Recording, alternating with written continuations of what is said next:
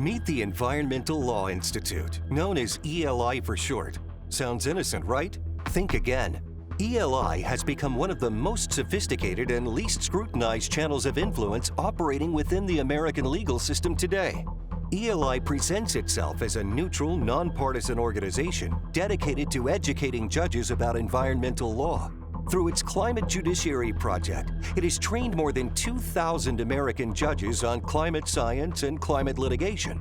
But ELI is doing far more than educating judges. Backed by prominent American law firms like Scher Edling, WilmerHale, and Arnold & Porter, and notorious dark money groups like the New Venture Fund and the Hewlett and Ford Foundations, ELI has become a powerful force in shaping how American courts think about climate change, energy policy, and legal liability. At the same time, ELI has built extensive relationships with Chinese government agencies, state-affiliated institutions, judges, prosecutors, universities, and organizations linked to the Chinese Communist Party. ELI even provides CCP interest with special briefings. These are not isolated relationships. They form a broader pattern spanning ELI's partnerships, funding networks, leadership ties, and policy initiatives.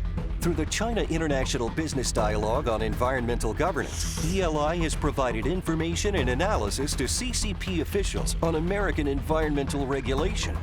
The initiative was developed alongside Junhe LLP, a Beijing law firm so tied to the Chinese Communist Party that the firm openly brags about its efforts to satisfy the Chinese government.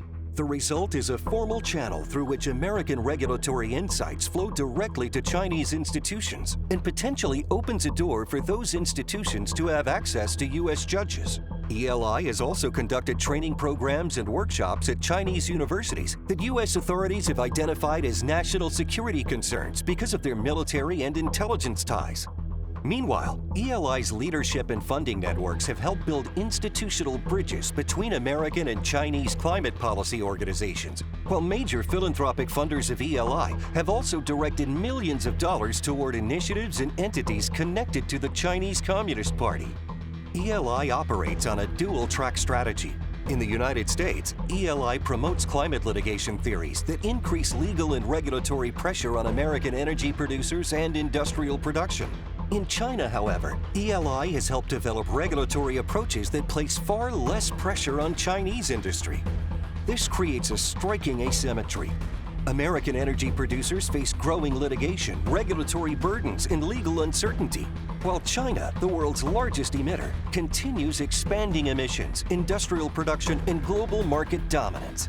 Judges' rulings based on the Environmental Law Institute's influence constrains U.S. energy production, expands regulatory authority over American industry, and accelerates dependence on Chinese-dominated industries that often contain backdoors and kill switches, including solar panels, batteries, and electric vehicles and foreign fuel sources.